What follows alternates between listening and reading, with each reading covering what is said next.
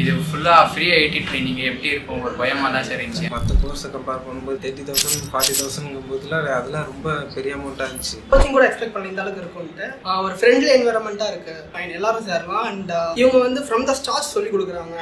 எனக்கு அவ்வளோவா English knowledge கிடையாது, பேசிக் தான். ஸோ அதுக்கு ஏற்ற மாரி கிளானிப்பட்டு வரைக்கும் சார் வந்து கேட்டோம்னா சொல்கிறாங்க. கிளாஸ் முடிஞ்சதுக்கப்புறம் கூட அதுக்குன்னு ஒரு டைம் ஸ்பெண்ட் பண்ணி இப்போ நம்ம டாஸ்க் பண்ணல கூட ஏன் உங்களுக்கு வர மாட்டுது, எல்லாரும் பண்ணுறாங்களே உங்களுக்கும் வரும்னா அந்த மாதிரி சொல்லி எல்லாரும் கேட்குறாங்க. புதுசாக இருக்குது இருந்தாலும் அந்த இது ஃபீல் தெரியல நமக்கு.